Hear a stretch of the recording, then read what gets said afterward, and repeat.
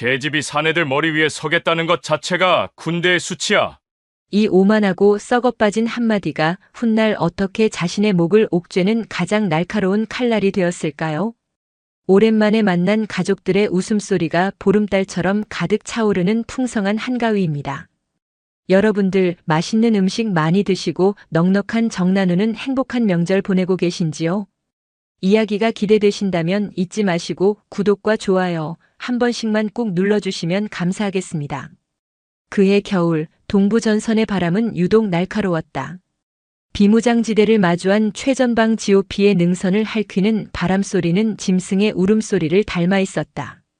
어둠이 짙게 깔린 야간 경계 작전 훈련 중 정적을 깬 것은 날카로운 총성이 아니었다. 퍽하는 둔탁한 파열음. 그리고 뒤이은 이등병의 짧은 비명은 총성보다 더 선명하게 고참들의 귓전을 파고들었다. 도비탄이었다. 사격 훈련 중 바위에 부딪혀 튕겨나온 실탄의 파편이 하필이면 김상병의 가슴팍에 박혔다. 규정대로라면 신형 방탄복의 방탄 플레이트가 충분히 막아냈어야 할 파편이었다. 하지만 파편은 마치 두부처럼 플레이트를 뚫고 들어갔고 김상병은 폐가 찢어지는 중상을 입고 차가운 흙바닥 위로 쓰러졌다. 언론에는 훈련 중 부주의로 인한 경미한 부상 한 줄로 요약될 이 사건은 그러나 군 내부망을 타고 조용하고도 신속하게 상부로 보고되었다. 그 보고서의 최종 목적지는 대한민국군의 혈관이자 아킬레스건 국군 군수사령부였다. 나흘 뒤 후방에 온화한 햇살이 내리쬐는 국군 제3보급 지원사령부의 부사령관실. 백상호 대령은 방금 전 전방에서 올라온 사고 보고서를 읽고 미간을 찌푸렸다. 하지만 그의 표정은 부상당한 병사에 대한 안타까움이 아니었다. 귀찮은 일이 터졌다는 짜증에 가까웠다. 요즘 애들은 정신력이 빠져서 문제야. 라떼는 말이야 총알이 빗발쳐도 눈 하나 깜빡 안 했는데 고작 파편 좀 튀었다고 앓는 소리를 해? 그는 두툼한 시가에 불을 붙이며 코웃음을 쳤다.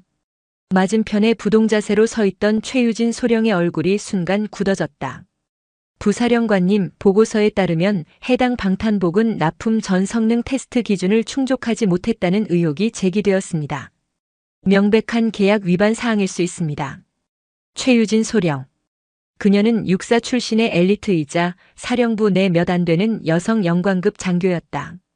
획득 계획 과장이라는 직책에 걸맞게 그녀는 군수품의 재원과 계약 절차에 대해 누구보다 해박했지만 그녀의 합리적인 의견은 번번이 거대한 벽에 부딪혔다. 백상호 대령은 연기를 길게 내뿜으며 그녀를 위아래로 훑어보았다. 그의 시선에는 부하 장교를 대하는 존중이 아니라 귀찮은 암컷을 보는 듯한 경멸이 섞여 있었다. 최소령. 자네는 너무 이상적이야. 서류상의 숫자랑 현실은 다른 거라고. 현장에서 제대로 관리 못한 지휘관 책임을 왜 우리가 뒤집어 써야 하나? 그깟 방탄복 하나 가지고 호들갑 떨지 마. 그는 화제를 돌렸다. 그나저나 저녁에 있을 식사 준비는 잘 되어가나? 대성방산 김 사장님이 회를 좋아하신다고 하니 횟집 예약은 최고급으로 하고. 최소령은 그런 골치 아픈 서류 작업 말고 이런 섬세한 일로 부대에 기여해야지. 여자가 잘하는 일이 따로 있잖아. 모멸감에 최유진의 아래 십술이 잘게 떨렸다. 군수업체 대표와의 저녁 식사. 그것은 업무 협의를 빙자한 노골적인 접대 자리였다. 자신의 역할은 그 자리에서 고급 식당의 메뉴판을 설명하고 분위기에 맞춰 술을 따르는 꽃이 되는 것임을 그녀는 잘 알고 있었다. 그녀는 끓어오르는 분노를 억누르며 경례했다. 알겠습니다. 그 한마디를 내뱉는 것이 마치 모래를 씹는 것처럼 껄끄러웠다. 자신의 사무실로 돌아온 최유진은 문을 잠그고 서류 캐비닛 가장 깊숙한 곳에서 낡은 서류철 하나를 꺼냈다. 신형 방탄복 성능평가 최종 보고서. 2년 전 바로 그녀가 실무자로서 작성했던 보고서였다. 당시 그녀의 팀이 내린 결론은 명확했다. 방호 능력 미달, 핵심 소재 결함 의심, 계약 부적합. 하지만 그 보고서는 백상호 대령의 책상 위에서 단 하룻밤 만에 방호 능력 우수, 일부 경미한 결함은 개선 가능, 계약 적합으로 둔갑했다. 그녀는 당시 상관이었던 백상호에게 필사적으로 항의했다. 대령님, 이건 안 됩니다. 이건 우리 장병들의 목숨이 달린 문제입니다. 백상호는 그런 그녀를 비웃었다. 최소령, 자네 아직도 군대가 학교인 줄 아나? 애국심만으로 군대가 돌아가는 게 아니야. 대성방산 뒤에 누가 있는지 몰라. 괜히 긁어부스럼 만들지 마. 조용히 시키는 일이나 해. 자네 여자 몸으로 이 자리까지 올라온 거 누가 밀어줘서 된 것 같아? 줄 잘 서야지, 줄 잘. 그날의 기억이 어제 일처럼 생생하게 떠올랐다. 결국 보고서는 조작되었고 수백억 원 규모의 계약은 강행되었다. 그리고 2년이 지난 오늘 서류 속의 결함은 최전방 병사의 찢어진 폐부라는 끔찍한 현실이 되어 돌아왔다. 최유진은 깊은 무력감에 휩싸였다. 이 거대한 부패의 사슬 안에서 자신은 그저 무력한 셔츠의 단추 하나에 불과했다. 그녀는 보고서를 다시 서류철에 넣고 캐비닛 가장 깊은 곳으로 밀어넣었다. 진실은 그렇게 또다시 어둠 속으로 묻히는 듯 했다. 한 달 뒤 부대의 파문이 일었다. 공석이던 제3보급 지원사령부의 신임 사령관이 임명된다는 소식이 전해진 것이다. 백상호 대령은 자신의 집무실에서 측근들을 모아놓고 자신만만하게 떠들었다. 걱정들 마라. 이번에 오시는 분, 내가 육본에 있을 때 모셨던 분이야. 나랑은 막역한 사이지. 사실상 내가 이 부대의 진짜 주인이라는 건 변함없다는 소리야. 하하. 그는 이미 차기 사령관 자리가 자신의 것이라고 굳게 믿고 있었다. 하지만 국방부 인트라넷을 통해 공식적으로 하달된 임명 공고문은 그의 얼굴을 그리고 부대 전체를 경악으로 물들였다. 임 제3보급 지원사령부 사령관. 육군 준장이. 현. 그 이름 아래에는 낯선 이력이 따라붙었다. 육사가 아닌 학사장교 출신. 전투병과가 아닌 군수병과. 야전 경험 전무. 이력서의 대부분은 미국 대학에서의 군수학 석박사 학위와 국방부 감사관실에서의 근무 경력으로 채워져 있었다. 사진 속의 그녀는 화장기 없는 얼굴에 안경을 쓴 마르고 차가운 인상의 중년 여성이었다. 백상호의 집무실은 찬물을 끼얹은 듯 조용해졌다. 뭐야 이거. 계집이잖아. 한 참모가 믿을 수 없다는 듯 중얼거렸다. 백상호는 구겨진 공고문을 책상 위에 내던졌다. 그의 얼굴은 분노로 시뻘게 달아올라 있었다. 감사관실 출신이라고. 냄새나 맡고 다니는 똥파리를 사령관으로 보낸다고. 이건 명백히 나를 겨냥한 물먹이기야. 그는 이내 비열한 미소를 지었다. 하지만 상관없지. 전투도 모르는 비주류가 어디까지 할 수 있겠냐고. 좋아, 아주 좋은 기회야. 초반에 기선을 확실하게 제압해서 내 허락 없이는 서류 한 장 결제 못하는 허수아비로 만들어주지. 그는 신임 사령관의 권위를 초장부터 박살내어 자신의 통제하에 둘 음험한 계획을 세우기 시작했다. 며칠 뒤 이지연 준장이 부대에 부임했다. 그녀의 부임식은 그녀의 성격만큼이나 건조하고 간결했다. 그녀는 화려한 의장대 사열이나 불필요한 환영 행사를 모두 거부했다. 수십 명의 장교들이 도열한 강당에서 그녀는 단상에 올라 단 3마디의 말만 남기고 내려왔다. 규정을 지킨다. 원칙대로 한다. 이상. 그녀의 목소리에는 감정의 높낮이가 전혀 없었다. 그녀는 취임식이 끝나자마자 불필요한 보고와 의전을 모두 생략한 채 곧바로 사령부의 핵심 부서들을 돌며 업무 파악에 들어갔다. 그녀의 손에는 작은 수첩과 펜 하나만 들려 있었다. 그녀는 말을 아꼈지만 그녀가 던지는 질문은 칼날처럼 날카롭고 정확했다. 이 계약의 법적 근거는 무엇인가? 이 예산이 작년 대비 30% 증액된 합리적인 이유는? 이 보고서의 데이터 출처와 원본 자료를 지금 바로 가져오도록. 그녀의 질문 앞에 두루뭉술한 답변으로 상황을 넘기려던 과장들의 이마에서는 식은땀이 흘러내렸다. 부대 전체에 면도날이라는 그녀의 별명이 왜 붙었는지를 모두가 피부로 느끼고 있었다. 백상호는 그런 그녀의 모습을 지켜보며 속으로 코웃음을 쳤다. 그래, 똑똑한 척은. 하지만 진짜 권력이 서류 쪼가리가 아니라 사람 관계에서 나온다는 걸 곧 깨닫게 해주지. 그는 계획대로 움직였다. 신임 사령관에 대한 환영과 존경을 표한다는 명목으로 사령부 근처의 최고급 한정식 집에서 대규모 환영 만찬을 개최했다. 그 자리에는 사령부의 주요 간부들은 물론 대성방산을 비롯한 수십 개의 주요 군수업체 대표들이 총출동했다. 그것은 환영의 자리가 아니었다. 신임 사령관에게 이 구역의 지배자가 누구인지를 보여주고 그 거대한 부패의 카르텔에 은밀하게 초대하는 함정이었다. 그는 만찬을 앞두고 최유진 소령을 자신의 사무실로 불렀다. 최 소령, 오늘 저녁 만찬 준비는 완벽하게 해야 해. 특히 사령관님 의전은 자네가 직접 챙기도록. 여자 사령관이니 같은 여자인 자네가 챙기는 게 모양새도 좋겠지. 그리고 오늘 분위기 잘 봐서 사령관님께 술도 좀 권하고. 그의 말은 명령이었지만 그 안에는 너도 이제 우리와 한 배를 탔다는 것을 증명해 보여라는 압박이 담겨 있었다. 최유진은 선택의 기로에 섰다. 이대로 부패한 현실에 순응할 것인가 아니면 모든 것을 걸고 면도날처럼 날카로운 새로운 지휘관의 칼끝에 자신의 운명을 맡겨볼 것인가. 그날 저녁 화려한 샹들리에가 불을 밝힌 한정식집의 거대한 연회장. 백상호는 마치 이곳의 주인인 양입구에 서서 속속 도착하는 군수업체 대표들과 악수를 나누며 호탕하게 웃고 있었다. 연회장은 곧 대한민국 군수 산업을 움직이는 권력자들의 은밀한 사교장으로 변해갔다. 약속된 시간이 되자 연회장 문이 열리고 이지현 준장이 모습을 드러냈다. 그녀는 화려한 장식이 달린 장성급 예복이 아닌 가장 단순한 형태의 근무복 차림이었다. 그 모습에 백상호의 미간이 미세하게 찌푸려졌다. 아이고 사령관님, 이렇게 누추한 곳까지 친히 왕림해 주셔서 영광입니다. 백상호는 과장된 몸짓으로 그녀를 맞이했다. 이지현은 그의 요란한 환영 인사에 가볍게 목례만 할 뿐 아무런 대꾸도 하지 않았다. 그녀의 감정 없는 눈이 연회장을 천천히 훑었다. 군인보다 군수업체 사람들이 더 많이 와 있는 기묘한 풍경. 그리고 그들 사이에 오가는 노골적인 아첨과 은밀한 눈빛들. 그녀는 모든 것을 자신의 눈에 담고 있었다. 백상호는 그녀를 가장 상석으로 안내했다. 그녀의 양옆에는 대성방산의 김 사장과 다른 주요 업체 대표들이 자리 잡았다. 곧이어 사내 진미가 끝도 없이 차려져 나왔고 값비싼 양주가 잔을 채웠다. 사령관님의 영전을 진심으로 축하드립니다.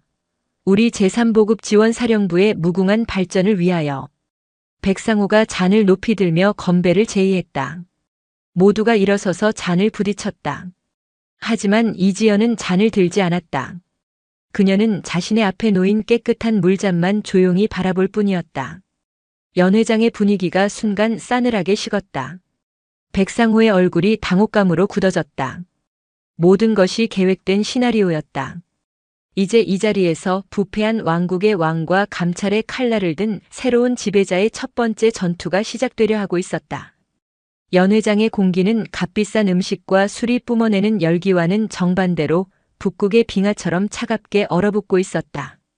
백상호 대령이 높이 쳐들었던 술잔이 허공에서 민망하게 떨렸다. 수십 명의 시선이 이지현 준장의 앞에 놓인 깨끗한 물잔과 감정의 동요 하나 없는 그녀의 얼굴에 번갈아 꽂혔다. 그것은 단순한 거절이 아니었다. 이 자리를 주최한 백상호의 권위, 그리고 이 자리에 모인 군수업체 대표들과의 유착관계 자체를 부정하는 명백한 선전포고였다. 가장 먼저 정신을 차린 것은 노회한 대성방산의 김 사장이었다. 그는 하하 하고 과장된 웃음을 터뜨리며 어색한 분위기를 수습하려 했다. 역시 사령관님은 소문대로 강직하십니다. 군인의 본분을 잊지 않으시는 모습 정말 존경스럽습니다. 저희가 사령관님의 깊은 뜻을 미처 헤아리지 못했습니다.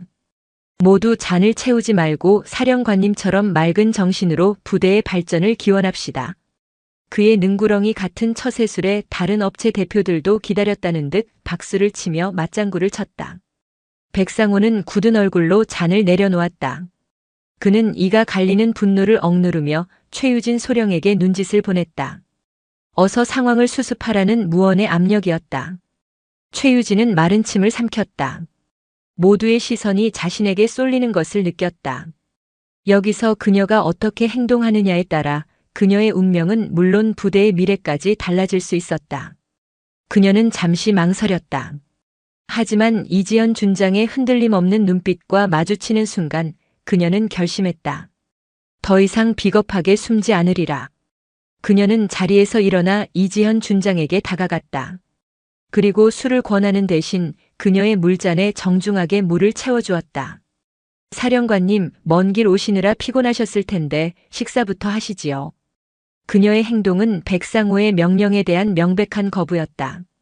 동시에 새로운 지휘관의 방식에 동참하겠다는 무언의 선언이기도 했다. 백상호의 눈썹이 꿈틀거렸다. 그는 자신의 손안에 있던 새가 날아가 버렸다는 것을 직감했다. 이지현은 최유진의 행동에 아무런 반응도 보이지 않았다. 그녀는 마치 아무 일도 없었다는 듯 조용히 수저를 들었다. 하지만 식사는 한 숟가락도 뜨지 않았다. 대신 그녀는 옆자리에 앉은 대성방산 김 사장에게 마치 날씨 이야기를 하듯 나지막이 물었다. 김 사장님, 지난 분기에 납품하신 K5 신형 방탄복 말입니다. 그녀의 입에서 방탄복이라는 단어가 나오는 순간 김 사장의 얼굴에 스쳤던 여유로운 미소가 희미하게 굳어졌다. 아, 네, 사령관님. 저희 대성방산이 심혈을 기울여 개발한 최첨단 제품입니다. 장병들의 생명을 지키는데. 그래요? 이지현은 그의 말을 잘랐다. 그런데 얼마 전 동부전선에서 그 최첨단 제품이 도비탄 파편 하나를 막아내지 못해서 병사 한 명이 폐를 다쳤다는 보고를 받았습니다. 혹시 듣고 오셨습니까? 그녀의 목소리는 여전히 평온했지만 그 안에 담긴 내용은 날카로운 비수와도 같았다. 연회장의 공기가 다시 싸늘하게 식었다. 김 사장의 이마에서 식은땀이 배어나오기 시작했다. 그럴 리가 없습니다. 아마 현장에서 운용상의 실수가 있었거나 아주 특이한 케이스였을 겁니다. 저희 제품은 국방 규격의 모든 테스트를 완벽하게 통과했습니다. 그렇습니까?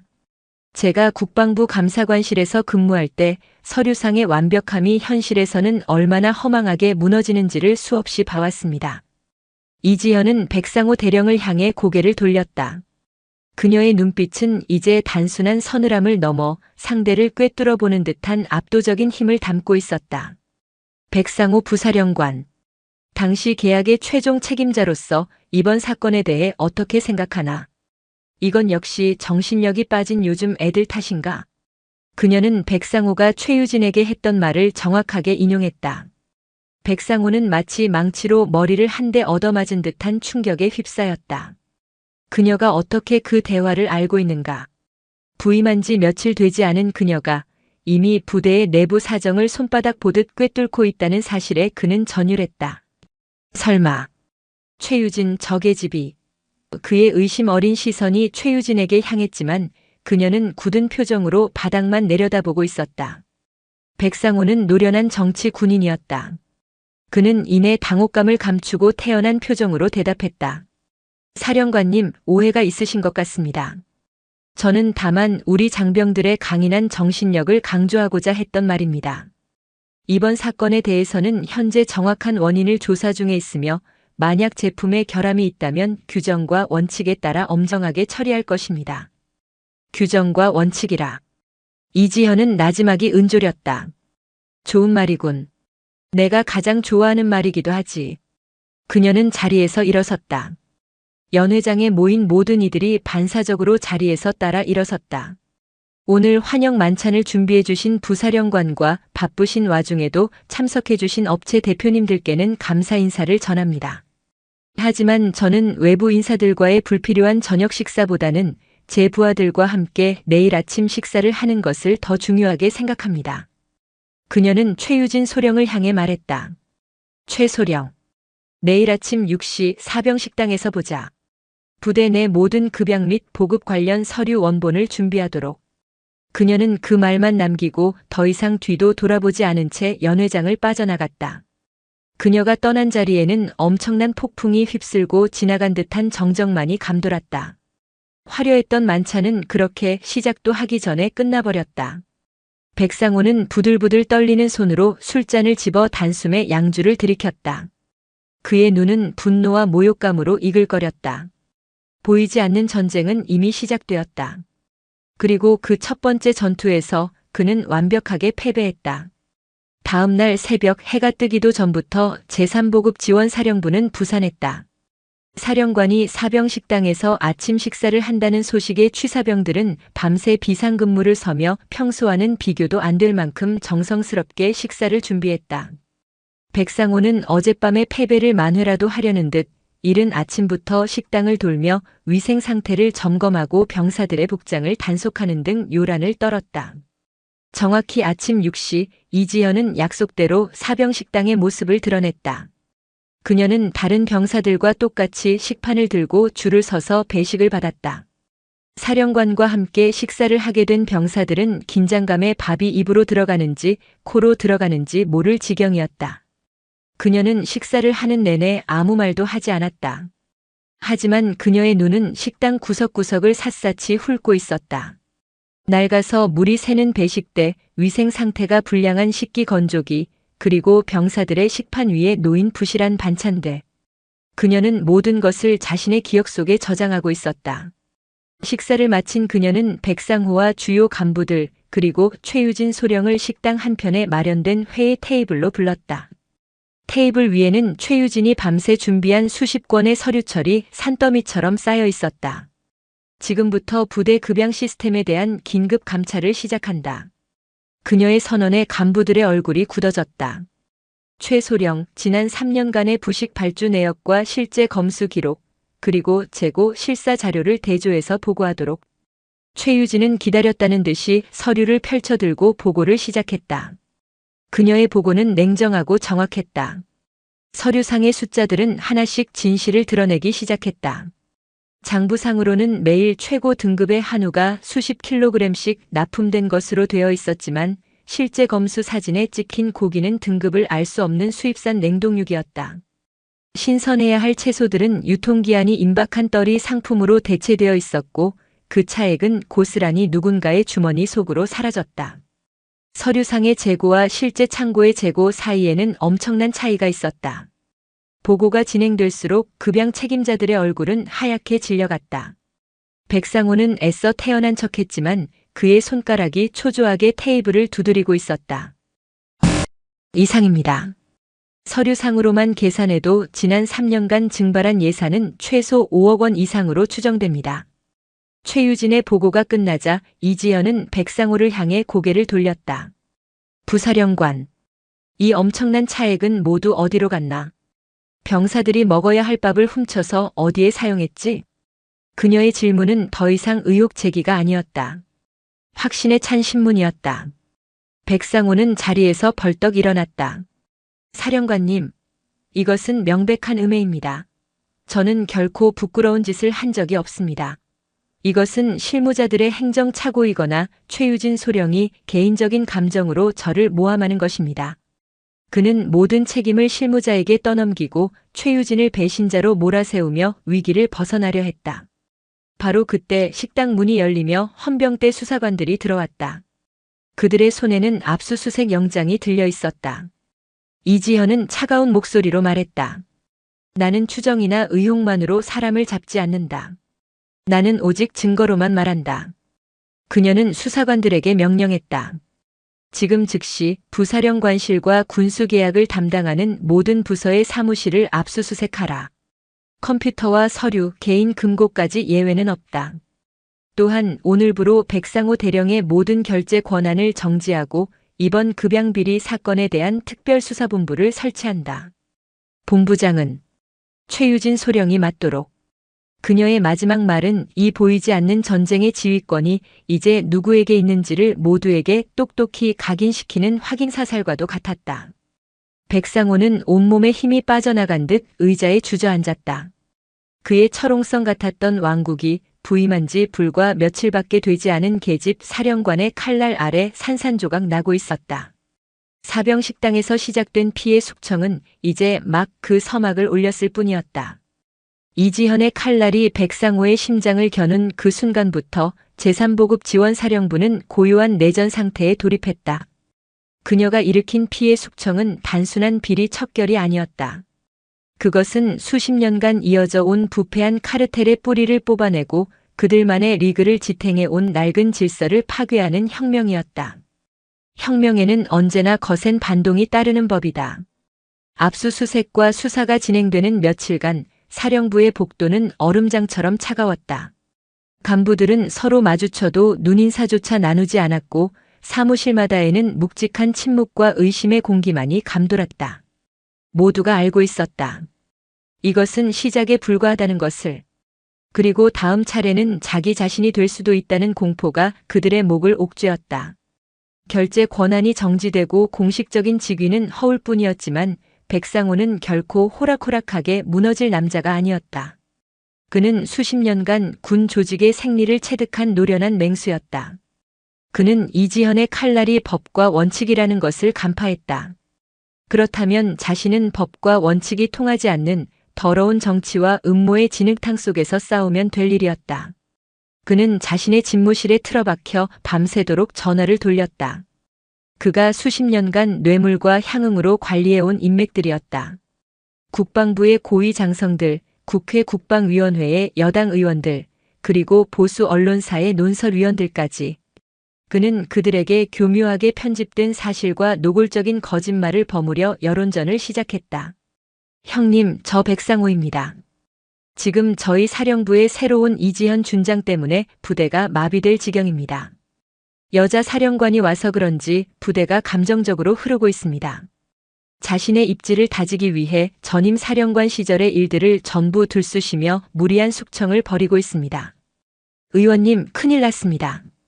비육사 출신 사령관이 육사 출신들을 찍어내기 위한 표적 감찰을 벌이고 있습니다. 이러다가 군의 근간인 위계 질서가 완전히 무너집니다. 군수 보급에 차질이라도 생기면 국가 안보에 심각한 위협이 될 수 있습니다. 그의 주된 공격 포인트는 여자와 비주류라는 이지현의 배경이었다. 그는 이지현의 개혁을 개인적인 야망을 위한 히스테릭한 마녀 사냥으로 최유진의 내부 고발을 승진에 누락된 것에 앙심을 품은 부하의 질투 어린 모함으로 둔갑시켰다. 심지어 젊고 유능한 여자 소령의 미인계에 경험 없는 여자 사령관이 놀아나고 있다는 식의 저급한 인신공격성 찌라시까지 만들어 퍼뜨렸다. 그림자의 반격은 효과적이었다. 국방부 상층부로부터 이지현에게 부대 안정에 힘쓰라는 애매모호한 경고성 메시지가 내려왔다. 사령부 내부에서도 동요가 일기 시작했다. 백상호의 편에 섰던 간부들은 다시 목소리를 높이기 시작했고 중립을 지키던 이들은 슬금슬금 발을 빼며 몸을 사렸다. 그 모든 압박의 칼날은 특별수사본부장을 맡은 최유진 소령에게로 향했다. 그녀는 순식간에 부대 내의 공공의 적이 되었다. 복도를 지날 때마다 사람들은 그녀를 피하거나 노골적으로 경멸의 시선을 보냈다. 동기들은 그녀의 전화를 받지 않았고 식당에서는 아무도 그녀의 테이블에 앉으려 하지 않았다. 그녀는 완벽하게 고립되었다. 압박은 단순한 따돌림에서 그치지 않았다. 그녀가 요청한 핵심 증거 서류들은 분실되었다거나 전산 오류로 삭제되었다는 황당한 이유로 사라지기 일쑤였다. 어렵게 확보한 증인들은 갑자기 진술을 번복하거나 기억상실을 호소하며 입을 닫아버렸다. 백상호의 보이지 않는 손이 수사 과정 곳곳에서 교묘하게 발목을 잡고 있었다. 어느 날 밤 혼자 남아 야근을 하던 최유진의 사무실 전화벨이 울렸다. 발신자 표시 제안이었다. 그녀가 무심코 수화기를 들자 그 너머에서 기계로 변조된 듯한 기분 나쁜 목소리가 흘러나왔다. 최소령, 내 남편 출근길 조심하라고 전해줘. 어린 딸내미는 유치원 잘 다니고 있나? 쿵. 심장이 바닥으로 떨어지는 소리가 들렸다. 그것은 단순한 협박이 아니었다. 자신의 모든 것을 지켜보고 있다는 섬뜩한 경고였다. 그녀는 떨리는 손으로 수화기를 내려놓았다. 온몸의 피가 차갑게 식는 것 같았다. 거대한 조직의 어둠이 그녀의 숨통을 조여오고 있었다. 다음 날 아침 최유진은 헬쑥한 얼굴로 이지현의 집무실을 찾았다. 그녀는 밤새 한숨도 자지 못했다. 그녀는 이지현에게 그동안 겪었던 외압과 협박에 대해 보고하며 처음으로 나약한 모습을 보였다. 사령관님, 죄송합니다. 제가 너무 안일하게 생각했던 것 같습니다. 이 싸움 저희가 이길 수 있는 걸까요? 이지현은 말없이 일어나 창밖을 내다보았다. 그녀의 얼굴에는 여전히 감정의 변화가 없었다. 한참의 침묵 끝에 그녀가 입을 열었다. 최소령, 뱀을 잡을 때는 대가리를 가장 먼저 쳐야 하는 법이다. 그녀는 최유진을 돌아보았다. 그녀의 눈은 연민이 아닌 강철 같은 의지로 빛나고 있었다. 급양 비리는 놈의 꼬리에 불과해. 저들의 진짜 심장은 군수품 계약 비리, 그 중에서도 가장 큰 건인 방탄복 계약에 있다. 저들이 꼬리 자르기를 시도하며 시간을 버는 동안 우리는 조용히 놈의 심장에 칼을 꽂을 것이다. 이지현은 이미 모든 것을 꿰뚫어 보고 있었다. 백상호가 정치적인 여론전으로 시간을 끄는 동안 핵심 증거들을 모두 인멸하고 책임을 실무자에게 떠넘길 것이라는 사실을. 그리고 그 모든 혼란의 정점에서 자신에게 조직 안정을 명분으로 타협안을 제시하리라는 것까지. 지금 즉시 군수품 획득 절차 검토위원회를 소집한다. 그녀의 목소리에는 한치의 망설임도 없었다. 사령부 간부들뿐만 아니라 국방부 감사관실과 방위사업청의 전문 감사 인력까지 모두 소집해 백상호 대령에게는 사령부의 명예를 회복하기 위한 마지막 기회라며 위원회 참석을 공식적으로 통보하도록 거부할 수 없는 덫을 놓는 것이다. 그녀의 작전은 대담하고 치밀했다. 백상호가 정치질에 몰두하는 동안 자신은 가장 자신 있는 규정과 팩트의 전쟁터로 그를 끌어들이겠다는 의도였다.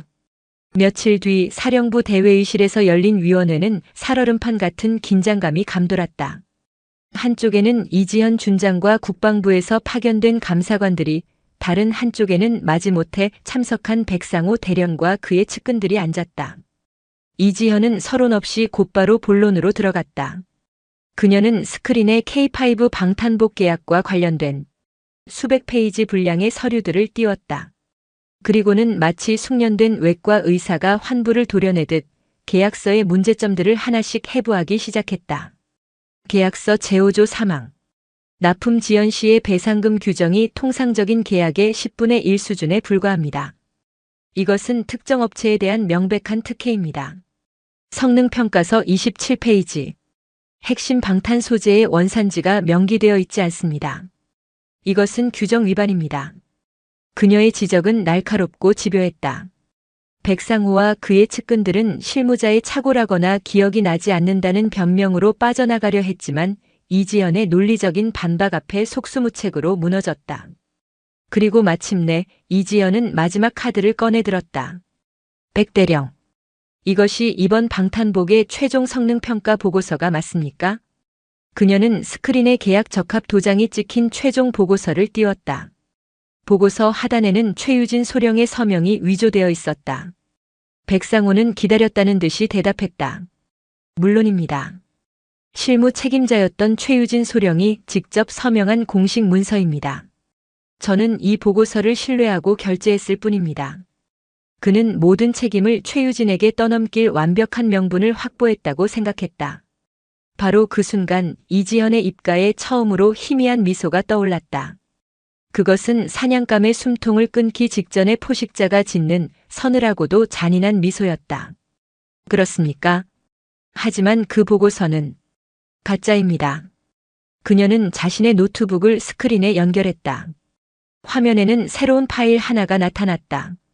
저는 사령관으로 부임하기 전 국방부 사이버 사령부에 의뢰하여 지난 5년간 이 부대의 모든 서버에 대한 디지털 포렌식 분석을 완료했습니다. 삭제된 파일, 수정된 기록까지 전부. 이것이 바로 백 대령의 지시로 서버에서 삭제되었던 진짜 최종 보고서 원본입니다. 스크린에는 성능 미달, 계약 부적합이라는 붉은색 글씨가 선명하게 찍힌 최유진 소령의 친필 서명이 담긴 진짜 보고서가 나타났다.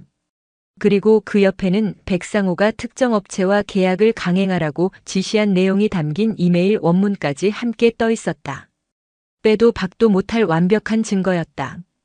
회의실 안은 숨소리조차 들리지 않는 정적에 휩싸였다. 백상호의 얼굴에서 핏기가 사라지고 그의 오만했던 표정이 공포로 일그러지는 데는 그리 오랜 시간이 걸리지 않았다. 이지현은 자리에서 일어나 스크린 속 2개의 보고서를 번갈아 가리키며 마지막 질문을 던졌다. 그녀의 목소리는 이제 면도날이 아니라 죄인의 목을 치는 망나니의 칼처럼 무겁고 서늘하게 울려 퍼졌다. 백상호 대령. 위조된 서명은 누구의 작품입니까? 그리고 이 두 보고서 사이에서 사라져버린 진실은?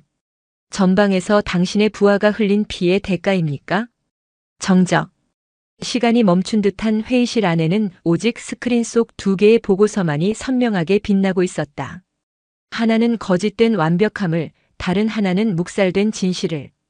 그 극명한 대비는 백상호 대령이 수십 년간 쌓아올린 위선과 부패의 성벽을 한순간에 무너뜨리는 거대한 공성추와도 같았다. 백상호의 입술이 경련을 일으키듯 파르르 떨렸다. 그의 뇌는 필사적으로 현실을 부정하려 애썼다. 삭제된 파일, 디지털 포렌식. 그에게는 생소하기만 한 단어들이 비수가 되어 심장을 꿰뚫었다. 그는 자신이 그토록 얕보았던 책상 물림 학자 출신 계집이 자신이 이해하지도 못하는 최첨단의 무기를 들고 자신의 목을 겨누고 있었다는 사실을 그제야 깨달았다. 그는 자신이 놓은 덫에 자신이 걸려든 꼴이었다. 그것은 조작된 것입니다. 저 여자가 최유진 저 계집이 처음부터 나를 함정에 빠뜨리기 위해 모든 것을 조작한 겁니다. 그의 목소리는 절규에 가까웠다. 그는 최후의 발악으로 최유진에게 모든 죄를 뒤집어 씌우려 했다. 하지만 그의 발악은 더 이상 회의실 안에 누구에게도 통하지 않았다. 함께 참석했던 국방부 감사관들의 눈빛은 이미 싸늘하게 식어 있었고 그를 따르던 측근들조차 고개를 숙인 채 시선을 피하고 있었다. 침몰하는 배에서 가장 먼저 탈출하는 것은 쥐새끼들이기 마련이다. 이지연은 그의 발악에 어떠한 감정의 동요도 보이지 않았다. 그녀는 마치 체스판에 마지막 수를 두는 체스 마스터처럼 차분하고 냉정하게 말했다. 조작 여부는 곧 밝혀지겠지. 국방부 사이버 사령부의 포렌식 팀이 지금 이 순간에도 당신의 사무실 컴퓨터와 개인 스마트폰 그리고 당신과 연결된 모든 서버를 분석하고 있으니. 그녀의 말은 백상호에게 내려진 사형 선고나 다름없었다. 더 이상 빠져나갈 구멍은 없었다. 그의 왕국은 완전히 무너져 내렸다.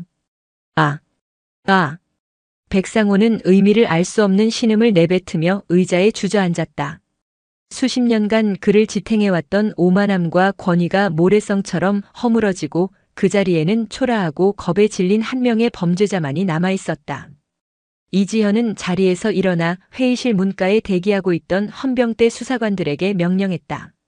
그녀의 목소리는 이제 법을 집행하는 심판관의 그것처럼 단호하고 무거웠다.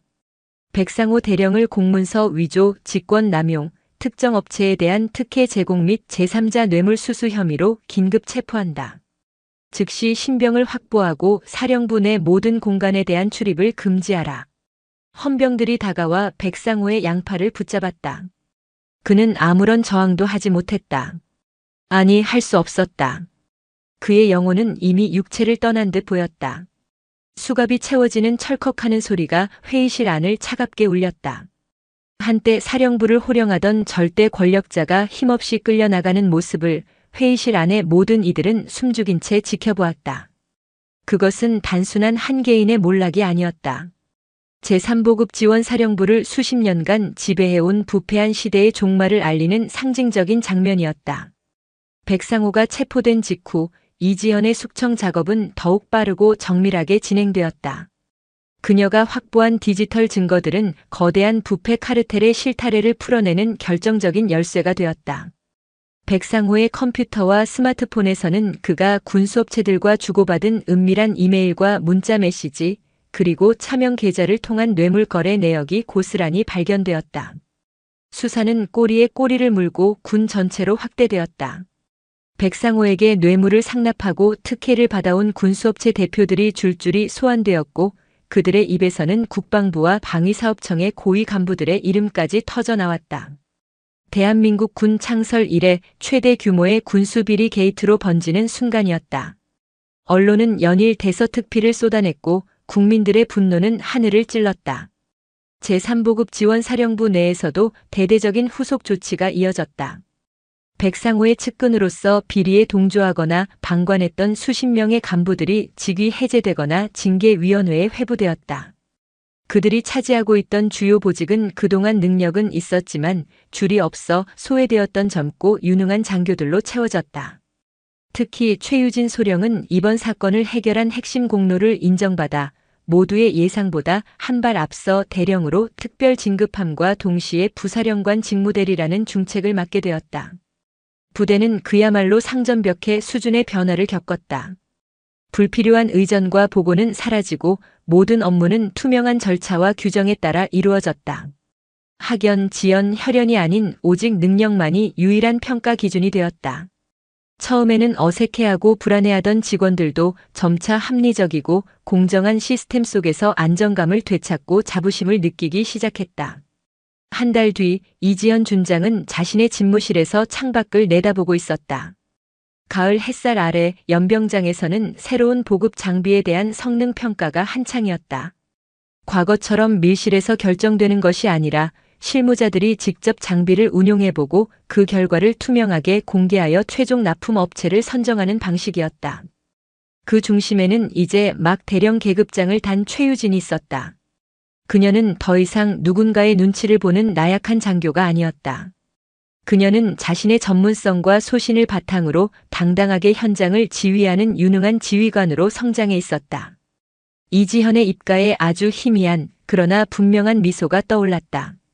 그녀는 자신의 임무가 거의 끝나가고 있음을 직감했다. 그녀는 부패한 조직을 도려내는 외과 의사였고 이제 환자는 위험한 고비를 넘기고 스스로 회복할 힘을 갖추기 시작했다. 그녀는 책상 위에 놓인 전화기를 들었다. 국방부 장관 직통 라인이었다. 장관님, 저 이지연입니다. 제3보급 지원 사령부에 대한 구조 조정 및 시스템 정상화 작업이 모두 완료되었습니다. 이제 저는 제 원래 자리로 돌아가야 할 것 같습니다. 그녀는 자신의 원래 소속인 국방부 감사관실로의 복귀를 요청했다. 화려한 지휘관의 자리가 아니라 모두가 기피하는 어둡고 외로운 감찰관의 자리로 돌아가겠다는 그녀의 결정에 수화기 너머의 장관은 잠시 말을 잃었다. 며칠 뒤 이지현 준장의 이임식은 그녀의 취임식 때처럼 간결하고 조용하게 치러졌다. 그녀는 화려한 칭송이나 작별 인사를 원치 않았다. 그녀가 떠나는 날 사령부 정문 앞에는 그러나 수백 명의 장병들과 군무원들이 자발적으로 나와 있었다. 그들은 거수 경례나 박수 대신 존경과 감사가 담긴 깊은 침묵으로 그녀를 배웅했다. 그녀가 차에 오르기 직전 최유진 대령이 그녀에게 다가왔다. 최유진의 눈에는 뜨거운 눈물이 고여 있었다. 사령관님, 아니 준장님, 베풀어 주신 은혜 평생 잊지 않겠습니다. 이지현은 처음으로 최유진을 향해 손을 내밀어 그녀의 손을 따뜻하게 잡아주었다. 그녀의 목소리에는 그 어떤 때보다도 깊은 신뢰가 담겨 있었다. 최 대령, 이 부대를 부탁한다. 나는 잠시 떠나는 것뿐 언제나 당신 뒤에서 이 군을 지켜보고 있을 테니. 그 말을 남기고 이지연 준장은 미련 없이 차에 올랐다. 그녀를 태운 검은색 승용차는 가을 햇살 속으로 조용히 사라졌다. 그녀는 폭풍처럼 나타나 썩어빠진 모든 것을 뒤엎고 또다시 바람처럼 사라졌다. 하지만 그녀가 남긴 변화의 씨앗은 제3보급 지원 사령부의 땅에 깊이 뿌리내렸다. 그녀가 세운 규정과 원칙이라는 단단한 기둥 위에 최유진이라는 새로운 희망이 굳건히 서 있었다. 이지현의 칼날은 보이지 않는 곳에서 대한민국군 전체를 향하고 있었다. 그녀의 전쟁은 아직 끝나지 않았다. 부패가 존재하는 한 그녀의 감찰은 영원히 계속될 것이었다. 그것이 그녀가 군복을 입는 유일한 이유이자 그녀의 존재 가치였기 때문이다. 이런 음식물 쓰레기를 지금 먹으라는 겁니까? 오만한 군홧발 아래 이모들의 새벽이 뜨거운 아스팔트 위에서 속절없이 뭉개집니다. 피멍이 든 조카의 눈동자 산산조각난 가족의 믿음. 그 순간 그녀는 결심합니다. 괴물이 되기로. 한때는 세상을 움직였지만 지금은 그저 평범한 그녀가 벌이는 거대한 전쟁. 과연 그녀는 신성한 제복 뒤에 숨은 악마를 끌어낼 수 있을까요? 여러분, 풍성한 한가위 보내고 계신가요? 혹시 명절 음식 드시다 목이 턱 막히는 순간이 있으셨다면 오늘 저희가 준비한 사이다 같은 이야기가 그 속을 뻥 뚫어드릴 겁니다. 여러분의 구독과 좋아요가 썩은 세상을 바꾸는 작은 불씨가 됩니다. 오늘의 이야기 지금 바로 시작합니다. 8월 15일 광복절의 태양은 유난히 뜨거웠다. 경기도 김포시 통진읍 민간인 통제선과 멀지 않은 해병대 제2사단 정문 앞 아스팔트는 아침부터 내리쬐는 햇볕에 이글거렸다. 주차장에는 번쩍이는 검은색 세단과 최신형 SUV들이 줄지어 서 있었다. 갓 세차한 듯한 차체 위로 아지랑이가 피어올랐다. 그 값비싼 차들 사이에 세월의 흔적을 고스란히 이고 있는 낡은 청색 봉고차 한 대가 어색하게 자리 잡고 있었다. 군데군데 칠이 벗겨지고 녹이 쓴 차체는 마치 이 자리가 제 자리가 아니라는 듯 주눅든 모습이었다. 차 안에는 3명의 여인이 앉아 있었다. 운전대를 잡은 이는 첫째 이정자 씨, 올해 55이었다. 시장에서 작은 반찬 가게를 운영하는 그녀의 손마디는 굵고 투박했다. 조수석에는 둘째 이명자 씨가 앉아 있었다. 53세 그녀는 동네 복지관에서 요양보호사로 일하며 얻은 무릎 관절염 때문에 연신 다리를 주무르고 있었다. 그리고 뒷좌석 창밖을 물끄러미 바라보는 이는 막내 이서영 씨였다. 48 한때는 푸른 기와집, 대한민국 청와대에서 대통령의 연설문을 다듬던 5급 행정관이었지만 20년 전 모든 것을 내려놓고 지금은 경기도 외곽에서 작은 슈퍼마켓을 운영하며 조용히 살아가고 있었다. 그들은 세 자매였다. 그리고 오늘은 막내 여동생이 남기고 간 하나뿐인 조카 김현우 일병의 면회를 위해 이곳 김포까지 먼 길을 달려왔다. 현우는 부모님을 일찍 여의고 새 이모의 손에 자랐다. 얌전하고 내성적인 성격이었지만 20살이 되던 해 진짜 남자가 되어오겠다며 스스로 해병대 입대를 결정했다. 훈련소 수료식 날 빳빳하게 달인 정복의 김현우 석차가 선명한 붉은 명찰을 달고 필승. 을 외치던 조카의 모습에 새 이모는 눈물을 쏟았었다. 우리 현우 이모들 온 거 알면 깜짝 놀라겠지? 이정자 씨가 설레는 목소리로 말했다.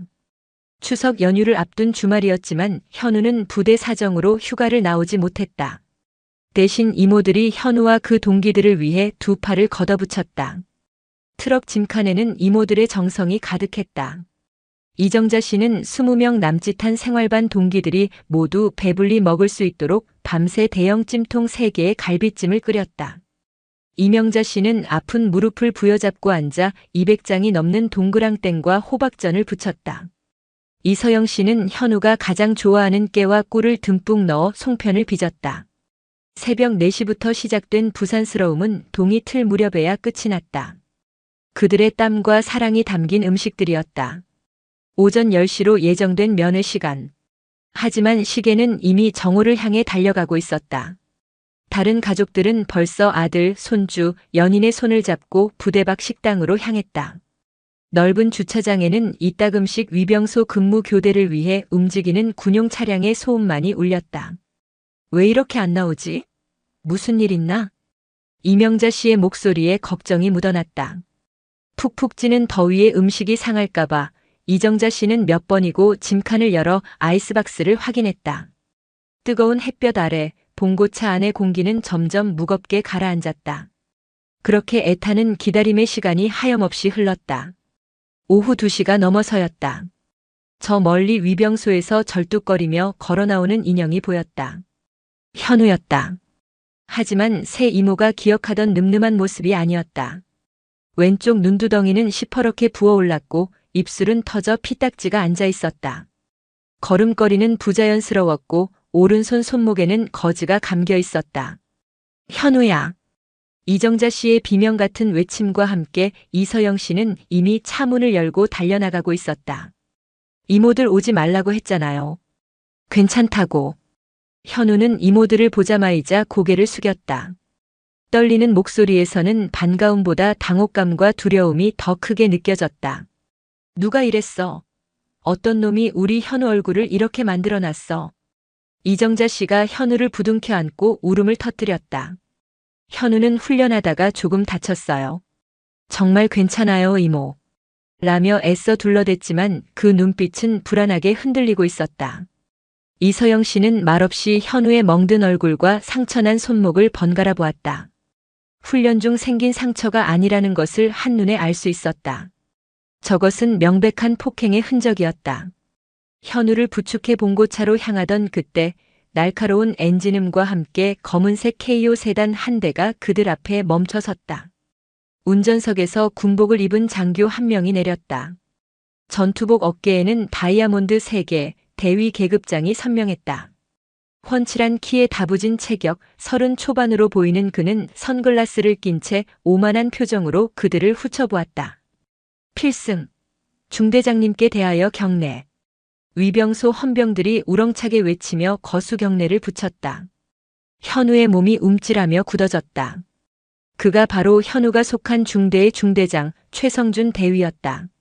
최 대위는 헌병들의 경례를 받는 둥 마는 둥 하더니 현우와 새 이모를 향해 턱짓을 했다. 저 사람들은 뭐야? 잡상인들인가? 헌병 하나가 황급히 달려와 보고했다. 아닙니다. 김현우 일병 면회 온 가족분들이십니다. 아침부터 기다리셨습니다.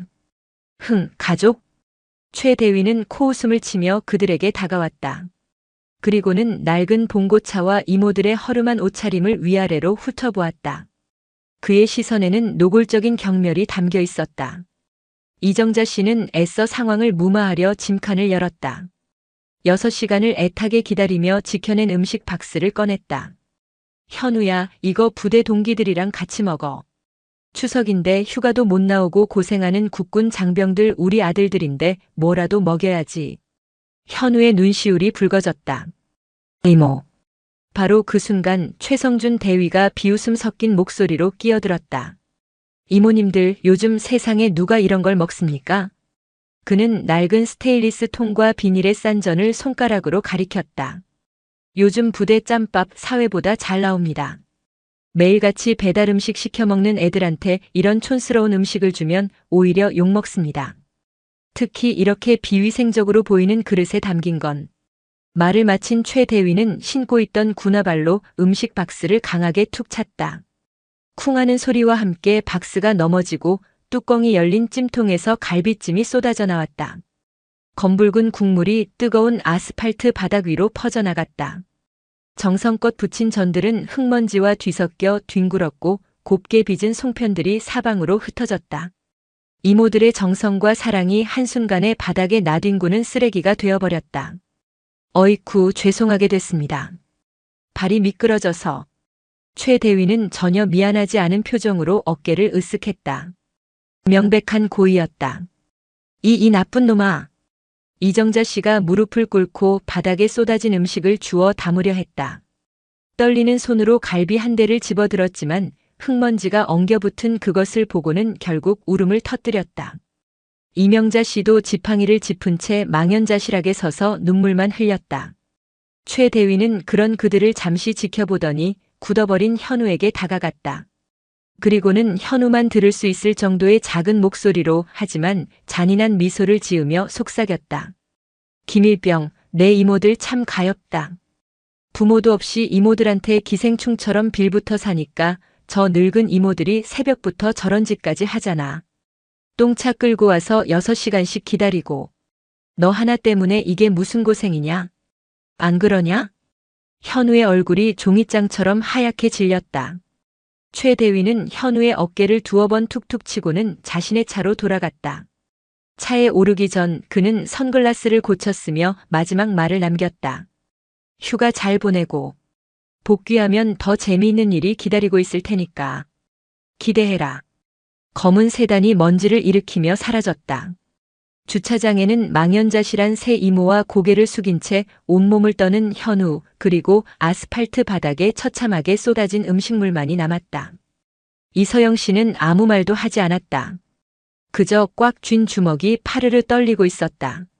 그녀의 눈 속에서 20년 동안 깊이 잠들어 있던 차가운 분노의 불꽃이 다시 타오르기 시작했다. 집으로 돌아오는 봉고차 안은 숨막히는 침묵만이 흘렀다. 이정자 씨는 소리 없이 눈물만 흘리며 운전대를 잡았고 이명자 씨는 창밖만 바라보았다. 현우는 뒷좌석 구석에 몸을 만 채 고개를 들지 못했다. 이서영 씨는 그런 조카의 뒷모습을 보며 조용히 핸드폰을 꺼내 들었다. 그리고 20년 동안 한 번도 열어보지 않았던 옛 동료들의 연락처를 찾아내리기 시작했다. 집에 도착하자 외할머니가 맨발로 뛰어나왔다. 하지만 멍투성이인 현우의 얼굴을 본 순간 할머니의 얼굴은 그대로 굳어버렸다. 주름진 손으로 현우의 얼굴을 어루만지며 할머니는 말을 잇지 못하고 눈물만 쏟았다. 현우는 그런 할머니의 품에 안겨 처음으로 어깨를 들썩이며 소리내어 울었다. 저녁 식탁은 현우가 좋아하는 반찬들로 가득했지만 아무도 제대로 식사를 하지 못했다. 현우는 숟가락을 쥔 손을 부들부들 떨었다. 현우야, 씻고 나와. 이모가 약 발라줄게. 이서영 씨의 말에 현우는 조용히 욕실로 들어갔다. 잠시 후 현우가 상의를 벗고 나왔을 때 거실에 있던 가족들은 모두 숨을 삼켜야 했다. 현우의 등과 옆구리에는 군화 발자국 모양의 시퍼런 멍이 가득했다. 갈비뼈 부근은 유독 심하게 부어 있었다. 하지만 가장 충격적인 것은 팔뚝 안쪽에 새겨진 흉터였다. 담뱃불로 지진 듯한 흉터들이 세 글자를 이루고 있었다. 기생충. 현우야, 이건. 현우는 황급히 소매를 끌어내리며 팔을 감췄다. 아무것도 아니에요, 이모. 그 순간 이정자 씨는 주저앉아 통곡하기 시작했다. 외할머니는 부엌으로 들어가 차마 나오지 못하고 흐느끼는 소리만 들려왔다. 그날 밤 현우의 방에서는 악몽에 시달리는 신음소리가 끊이지 않았다. 안 돼, 제발 이모들 욕하지 마세요. 제가 잘못했어요. 이서영 씨는 더 이상 참을 수 없었다. 현우의 방으로 들어가 식은땀에 젖어 몸부림치는 조카를 흔들어 깨웠다. 악몽에서 깨어난 현우는 어린아이처럼 이서영 씨의 손을 붙잡고 울며 모든 것을 털어놓았다. 3달 전부터였어요. 최성준 중대장님이 저만 따로 불러내기 시작했어요. 처음에는 이유를 몰랐다고 했다. 하지만 어느 날 최 대위가 다른 간부와 나누는 대화를 우연히 듣게 되었다. 저놈 20년 전 우리 아버지 빵에 쳐넣은 이서영, 그 여자 조카야. 그래서 더 재미있다고. 이서영 씨의 머릿속이 하얘졌다. 최성준, 최영진의 아들이었구나. 20년 전 그녀가 청와대 행정관 시절 주도했던 국방부 조달비리 사건의 핵심 인물이 바로 최영진 당시 국방부 과장이었다. 그는 이서영 씨가 찾아낸 결정적 증거로 인해 징역 5년을 선고받고 모든 것을 잃었다. 그의 아들이 복수를 위해 현우에게 접근한 것이었다. 그날 이후로 매일 지옥이었어요. 부모 없는 놈, 거지 이모들한테 빌부터 사는 기생충, 온갖 욕설을 퍼부으며 때렸어요. 동기들 앞에서 이모들 욕을 하라고 시키기도 했어요. 못하겠다고 버티니까 저를 끌고 가서 담뱃불로 이걸. 현우는 차마 말을 잇지 못하고 흐느꼈다. 이모, 나 무서워요. 복귀하면 중대장님이 저를 죽일지도 몰라요. 오늘 일까지 있었으니까 차라리 내가. 그만. 이서영 씨는 현우의 입을 막았다. 그녀의 눈은 차갑고 단호하게 빛나고 있었다. 그럼 말하는 거 아니야. 이모가 다 해결할게. 약속해. 절대 너를 다시 그 지옥으로 보내지 않을 거야. 현우를 겨우 진정시켜 재운 뒤 이서영 씨는 자신의 방으로 돌아왔다. 그리고 서랍 깊숙한 곳에 보관해 두었던 낡은 수첩을 꺼냈다. 수첩에는 단 하나의 이름과 번호가 적혀 있었다. 강민준. 국방부 감찰 담당관실. 20년 전 청와대에서 함께 일했던 가장 아끼던 후배였다. 새벽 2시 30분 떨리는 손으로 번호를 눌렀다. 여러 번의 신호음 끝에 잠긴 목소리가 들려왔다. 여보세요? 강민준 담당관, 나야. 이서영. 전화기 너머로 잠시 침묵이 흘렀다. 이윽고 믿을 수 없다는 듯 놀란 목소리가 들려왔다. 실장님? 정말 이서영 전 실장님이십니까? 이서영 씨는 낮고 차분한 목소리로 말했다. 그래, 나야. 지금부터 내가 하는 말 잘 들어.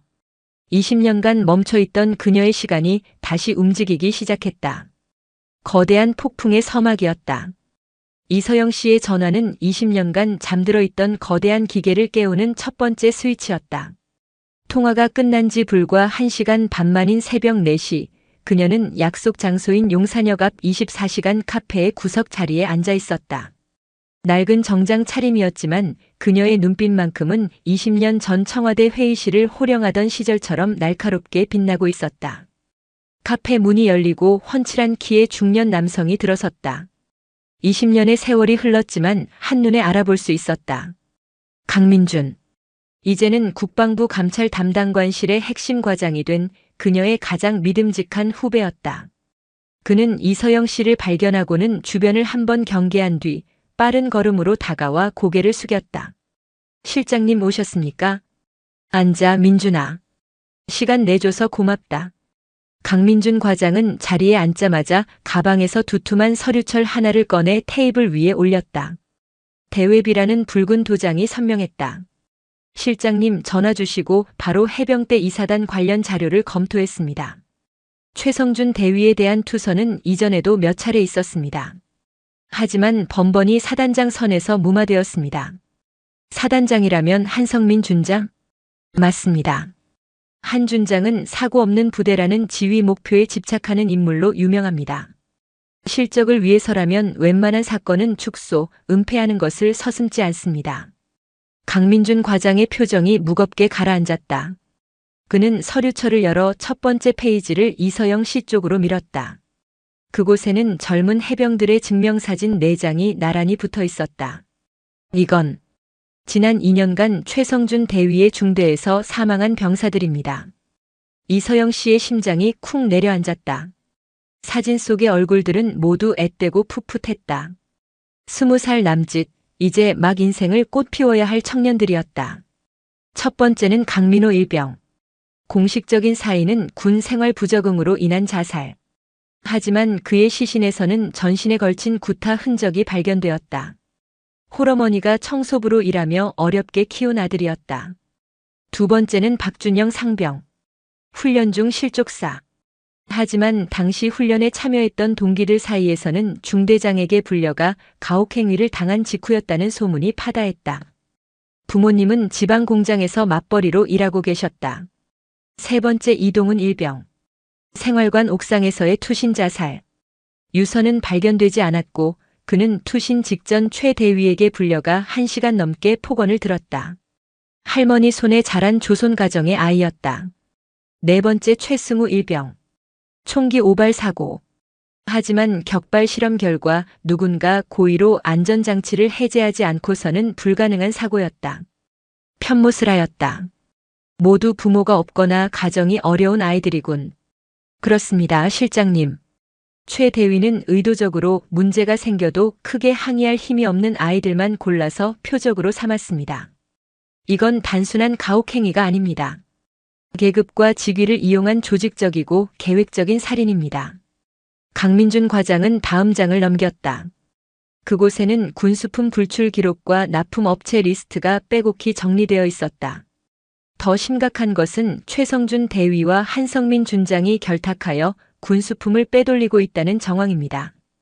병사들에게 지급되어야 할 피복, 전투화, 심지어 부식비까지 월 평균 수천만 원을 횡령하고 있습니다. 병사들을 폭력으로 억압해야만 자신들의 비리가 새어나가지 않을 테니 가혹행위는 더욱 심해질 수밖에 없었던 겁니다. 이서영 씨의 손이 분노로 떨렸다. 이것은 복수를 넘어선 인간의 탈을 쓴 악마의 소행이었다. 민준아, 시간이 없어. 내 조카 휴가는 내일 모레까지야. 복귀하면 무슨 일을 당할지 몰라. 내부 협조자가 필요합니다. 모든 것을 증언하고 결정적인 증거를 빼내올 사람. 찾아낼 수 있겠어? 이미 점 찍어둔 인물이 있습니다. 최 대위 중대의 박선우 병장. 불의를 보면 참지 못하는 강직한 성품이라고 합니다. 제가 오늘 중으로 조심스럽게 접촉해 보겠습니다. 부탁한다. CCTV 영상, 녹음 파일, 사진 뭐든 상관없어. 저 악마들의 범죄를 입증할 물증을 확보해야 해. 강민준 과장은 결의에 찬 눈빛으로 고개를 끄덕였다. 실장님, 20년 전 실장님께서 제게 가르쳐 주셨습니다. 우리가 가진 힘은 국민을 지키기 위해 써야 한다고. 이제 제가 그 빚을 갚겠습니다. 그는 자리에서 일어나 거수 경례를 붙였다. 필승. 계획은 순조롭게 진행되는 듯 했다. 이서영 씨는 아픈 조카를 위로하는 척하며 동네 정형외과에서 전치 3주가 선명한 상해 진단서를 발급받았다. 이것은 법정에서 쓰일 첫 번째 실탄이었다. 그날 오후 강민준 과장에게서 희소식이 들려왔다. 박선우 병장과 접선에 성공했고 그가 최 대위의 폭행 장면을 몰래 촬영한 영상과 녹음 파일을 가지고 있다는 것이었다. 잘 됐어. 그 파일만 있으면. 하지만 승리를 예감한 것은 너무 이른 착각이었다. 포식자는 생각보다 훨씬 교활하고 잔인했다. 그들의 움직임은 이미 최성준 대위의 귀에 들어가 있었다. 국방부 감찰실의 비공식적인 조회가 군 내부 정보망에 흔적을 남겼고 쥐새끼처럼 눈치가 빠른 최 대위는 즉시 위기를 감지했다. 다음 날 오후 강민준 과장에게서 다급한 목소리의 전화가 걸려왔다. 실장님, 큰일 났습니다. 최성준이 먼저 손을 썼습니다. 최 대위의 반격은 상상 이상으로 신속하고 철저했다. 내부 고발자였던 박선우 병장은 상습적인 지휘 불복종이라는 죄목으로 바로 오늘 강원도 최전방 GOP 부대로 징벌성 전출 명령을 받았다. 부대 내 모든 CCTV 영상은 시스템 정기 점검을 명목으로 포맷되었고 현우를 포함한 피해자들의 의무대 진료 기록은 삭제되거나 개인 부주의로 인한 부상으로 조작되었다. 최 대위의 가혹행위를 목격했던 병사 3명은 사소한 꼬투리를 잡혀 영창에 갇혔다. 모든 증거와 증인이 하룻밤 사이에 증발해버린 것이다. 그게 다가 아닙니다. 실장님, 더 끔찍한 소식이 있습니다. 강민준 과장의 목소리가 절망으로 떨렸다. 방금 정보망을 통해 확인했습니다. 한성민 준장이 직접 주재한 회의에서 김현우 일병에 대한 특별관리 계획이 결정되었습니다. 특별관리? 복귀 즉시 정신질환에 의한 자해 시도로 꾸며 국군 수도병원 폐쇄병동으로 이송시킨 뒤 강제로 의병 제대시키거나. 강 과장은 차마 다음 말을 잊지 못했다. 이서영 씨가 악을 쓰듯 외쳤다. 아니면 뭐?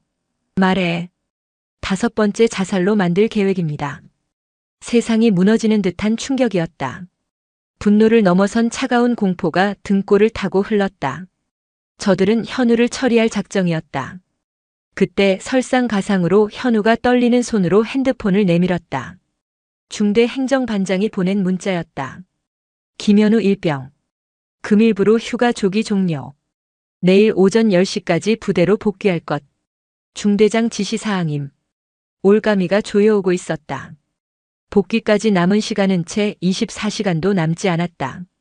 증거는 사라졌고 아군은 고립되었다. 이제 현우가 부대로 돌아가는 것은 사지로 걸어 들어가는 것과 같았다. 이서영 씨는 이를 악물었다. 이제 남은 카드는 하나뿐이야. 그녀는 현우를 잠시 밖으로 내보낸 뒤 방문을 걸어 잠갔다. 그리고 20년간 외면해왔던 수첩의 마지막 페이지를 펼쳤다. 그곳에는 단 하나의 이름이 적혀 있었다. 대한민국 권력의 정점, 대통령의 이름이었다. 그녀의 손가락이 통화 버튼 위에서 멈칫했다. 증거도 없이 대통령을 움직이는 것은 도박이었다. 정치적 스캔들로 번진다면 오히려 현우가 더 위험해질 수도 있었다. 어떻게 해야 하지 신이시여, 제발. 바로 그 순간 그녀의 핸드폰이 희미한 진동과 함께 울렸다. 발신자 정보가 없는 모르는 번호였다. 망설이다 전화를 받았다. 여보세요? 수화기 너머로 다급하고 젊은 목소리가 들려왔다. 실장님, 저 박선우 병장입니다. 지금 전출 가는 KTX 열차 안입니다. 박 병장, 어떻게? 강민준 과장님께서 만일의 사태를 대비해 실장님 번호를 알려주셨습니다. 실장님, 제가 원본을 가지고 있습니다. 최성준 대위의 모든 만행이 담긴 영상과 녹음 파일 원본 USB. 제가 전출되기 직전 택배로 저희 어머니 댁에 보내두었습니다. 절망의 잿더미 속에서 피어오른 한 줄기 빛이었다. 그 USB 지금 어디에 있지? 대전 저희 집에요. 하지만 실장님, 문제가 있습니다. 방금 열차 안에서 저를 감시하는 헌병들이 있는 것을 확인했습니다. 아마 제 휴대폰을 압수하고 집까지 찾아갈 생각인 것 같습니다. 시간이 없었다. 헌병들보다 먼저 USB를 손에 넣어야 했다. 박 병장, 어머니께는 내가 연락할 테니 절대 동요하지 말고 일단 시간을 끌어. 전화를 끄는 이서영 씨는 즉시 낡은 봉고차의 키를 움켜쥐었다. 그녀의 눈이 맹수처럼 번뜩였다. 최성준, 한성민 너희가 이겼다고 생각하겠지. 하지만 진짜 사냥은 지금부터 시작이다. 목적지는 대전. 대한민국의 심장부로 향하는 고속도로 위, 낡은 봉고차 한 대가 미친 듯이 밤을 뚫고 질주하기 시작했다. 이것은 단순한 증거 확보가 아니었다. 조카의 목숨과 이름 없이 죽어간 4명의 청춘들의 원혼을 되찾기 위한 처절한 레이스의 시작이었다. 이서영 씨의 낡은 봉고차는 괴물처럼 밤의 경부 고속도로를 삼켰다. 계기판의 속도계 바늘은 금방이라도 부러질 듯 위험하게 떨렸지만 그녀는 아랑곳하지 않고 가속 페달을 더욱 깊이 밟았다. 덜덜거리는 엔진 소음과 차체를 때리는 바람 소리가 뒤섞여 마치 절규처럼 들렸다. 그녀의 머릿속은 단 하나의 생각으로 가득 차 있었다. 헌병들보다 반드시 먼저 도착해야 한다. 그 시각 강원도로 향하는 KTX 열차 안. 박선우 병장은 태연한 척 창밖을 바라보고 있었지만 등줄기로는 식은땀이 흘렀다. 맞은편 대각선 좌석에 앉은 짧은 머리의 사내둘. 민간인 복장이었지만 다부진 체격과 날카로운 눈빛은 영락없는 해병대 헌병이었다. 그들은 노골적으로 박 병장을 감시하고 있었다. 휴대폰을 꺼내자마자 낚아챌 기세였다. 시간을 벌어야 해. 박 병장은 자리에서 일어나 화장실로 향했다. 헌병 중 한 명의 미간이 미세하게 좁혀졌다. 그는 좁은 화장실 안에 들어가 문을 잠그고 품속에 숨겨두었던 예비용 폴더폰을 꺼냈다. 강민준 과장이 만일의 사태에 대비해 건네준 것이었다. 그는 떨리는 손으로 이서영 씨에게 문자를 보냈다. 실장님, 헌병들이 대전역에서 내릴 준비를 합니다. 아마 제 본가를 덮칠 겁니다. 서둘러 주십시오. 젠장. 이서영 씨는 욕설을 내뱉으며 핸들을 틀어 갓길에 잠시 차를 세웠다. 그리고는 곧바로 박선우 병장의 어머니에게 전화를 걸었다. 불안에 떠는 어머니의 목소리가 수화기 너머로 들려왔다. 어머니, 저예요. 지금 집 근처에 거의 다 왔습니다. 혹시 군인이라고 말하는 사람들이 찾아오면 절대 문 열어주지 마시고 아드님은 부대에 잘 있다고만 하세요. 아시겠죠? 이건 아드님을 구하는 일입니다. 밤 10시 30분. 봉고차는 대전의 한 낡은 다세대 주택 골목에 급하게 멈춰섰다. 이서영 씨는 3층까지 단숨에 계단을 뛰어 올라가 문을 두드렸다. 문이 열리고 하얗게 질린 얼굴의 박 병장 어머니가 나타났다. 저 선우 친구분이신가요? 어머니, 시간이 없습니다. USB 주세요. 어머니는 무슨 영문인지 몰랐지만 아들을 살려야 한다는 절박함이 담긴 이서영 씨의 눈빛에 홀린 듯 서랍에서 작은 USB 하나를 꺼내 건넸다. 우리 아들 무사한 거죠? 제가 반드시 그렇게 만들겠습니다. 약속합니다. USB를 손에 쥔 이서영 씨는 다시 봉고차로 돌아왔다. 그리고는 곧바로 낡은 노트북에 USB를 꽂았다. 폴더가 열리고 파일들이 모습을 드러냈다. 그녀는 마른 침을 삼키며 첫 번째 동영상 파일을 클릭했다. 화면이 흔들리며 어두운 생활관 내부가 나타났다.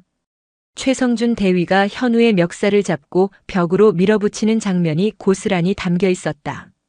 부모 없는 새끼가 어디서 이모들 자랑이야.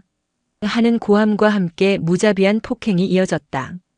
현우의 비명, 최 대위의 욕설, 살이 부딪히는 둔탁한 소리. 이서영 씨는 입술을 깨물었다.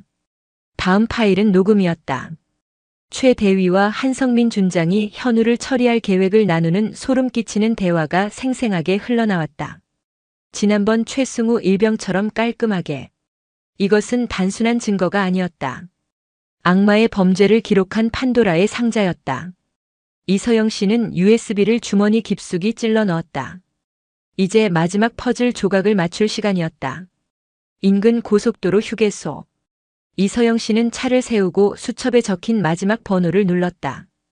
20년간 단 한 번도 누르지 않았던 번호. 신호음이 2번 울리고 익숙하면서도 낯선 중년의 목소리가 들려왔다. 김영수입니다. 대한민국 대통령 비서실장. 20년 전 청와대에서 그녀를 선배님이라 부르며 따르던 후배였다. 영수야, 나야. 서영이. 실장님? 정말 이서영 선배님이십니까? 놀라움과 반가움이 뒤섞인 그의 목소리에 이서영 씨는 본론부터 꺼냈다. 부탁이 아니라 보고를 하려고 전화했어. 지금 해병대 이사단에서 벌어지고 있는 일, 이건 국기문란이자 군의 근간을 뒤흔드는 살인 사건이야. 그녀는 조금의 망설임도 없이 지난 며칠간 있었던 모든 일을 요약해서 보고했다. 최성준 대위의 가혹행위, 4명의 억울한 죽음, 한성민 준장의 은폐와 비리, 그리고 방금 손에 넣은 결정적인 증거까지. 수학이 넘어 김영수 실장의 숨소리가 점점 거칠어졌다. 알겠습니다, 실장님. 잠시만 기다려 주십시오. 즉시 대통령님께 직보하겠습니다. 5분이 영원처럼 흘렀다. 다시 걸려온 김 실장의 목소리는 분노로 떨리고 있었다. 선배님, 대통령께서 경로하셨습니다. 지금 즉시 국방부 장관과 합참의장을 비상 소집하셨습니다. 국방부 직할 감찰팀과 헌병대를 이사단으로 급파하라는 대통령의 긴급 지시가 하달되었습니다. 30분 안에 모든 것이 시작될 겁니다. 드디어 해냈다. 거대한 성벽을 무너뜨렸다. 안도의 한숨을 내쉬는 순간 그녀의 다른 휴대폰이 미친 듯이 울렸다. 언니 이정자 씨였다. 패닉에 빠진 울음 섞인 목소리가 귓전을 때렸다. 서영아, 현우가 없어졌어. 방에 쪽지를 남기고 부대로 간다고. 이서영 씨의 심장이 바닥으로 곤두박질 쳤다. 책상 위에는 현우가 꾹꾹 눌러 쓴 짧은 편지가 놓여 있었다. 이모들 죄송해요. 저 하나 때문에 더 이상 이모들이 힘들어하는 거 못 보겠어요. 저는 군인입니다. 군인은 부대로 돌아가야 합니다. 저 때문에 더는 아파하지 마세요. 사랑해요. 그 순간 현우에게서 문자 한 통이 도착했다. 이모 미안해요. 그리고 고마웠어요. 마치 유서처럼 느껴지는 메시지였다. 이서영 씨는 비명을 지르며 다시 봉고차에 시동을 걸었다. 목적지는 김포 해병대 이사단. 악마의 소굴로 제 발로 걸어 들어간 조카를 구해야 했다. 자정이 막 지난 시각 해병대 이사단 정문 앞. 그곳에는 믿을 수 없는 광경이 펼쳐지고 있었다. 김현우 일병이 흙바닥에 무릎을 꿇고 있었다. 그의 앞에는 최성준 대위가 팔짱을 낀 채 승리자의 미소를 지으며 서 있었다. 김일병, 이제라도 정신을 차렸으니 다행이네. 무단으로 휴가지를 이탈한 죄 복귀하면 아주 혹독하게 물어줄게. 제가 다 잘못했습니다. 용서해 주십시오. 현우는 부대로 돌아와 용서를 빌면 이모들에게 향하는 모든 위협이 끝날 것이라 믿었던 것이다. 현우야. 봉고차에서 뛰쳐나온 이서영 씨가 절규하며 달려갔다. 현우는 눈물 범벅이 된 얼굴로 그녀를 보며 외쳤다. 이모 오지 마세요. 제발 그냥 돌아가세요. 최성준 대위는 이서영 씨를 보고는 비웃음을 터뜨렸다. 아, 그 유명한 기생충 이모님이시네. 똥차 끌고 여기까지 또 행차하셨어? 이서영 씨는 최 대위의 눈을 똑바로 쏘아보며 차갑게 말했다. 최성준 대위. 당신 아버지 최영진 씨 잘 계신가? 최 대위의 얼굴에서 웃음기가 싹 가셨다. 내가 그걸 어떻게 해? 내가 보냈으니까. 20년 전 국방부 조달 비리 사건. 당신 아버지를 감옥으로 보낸 사람이 바로 나야. 최 대위의 얼굴이 하얗게 질리는 순간 뒤에서 중저음의 목소리가 들려왔다. 이게 무슨 소란이야? 한성민 준장이었다. 그는 뒷짐을 진 채 천천히 걸어 나왔다. 그는 이서영 씨를 보더니 차갑게 웃었다. 이서영 전 청와대 행정관. 오랜만이군. 20년 전 국방개혁안 브리핑 때 뵌 적이 있지. 그때나 지금이나 참 시끄러운 양반이야. 한 준장은 이미 모든 것을 알고 있었다. 그는 이서영 씨의 손에 들린 노트북 가방을 턱짓으로 가리켰다. 그 안에 있다는 USB 1이 내놓으시지. 박선우 병장은 이미 우리 헌병대에서 군사기밀 유출 혐의로 아주 편안하게 보호 중이니 그게 마지막 사본일 텐데. 덧치었다. 그들은 이미 한 발 앞서 모든 것을 장악하고 있었다. 한 준장의 손짓에 건장한 헌병들이 순식간에 이서영 씨를 에워쌌다. 이 손 놔. 헌병 하나가 그녀의 팔을 거칠게 비틀었다. 악! 하는 비명과 함께 노트북 가방이 바닥에 떨어지고 주머니에 있던 USB가 밖으로 튕겨나갔다. 한성민 준장은 천천히 허리를 굽혀 USB를 주었다.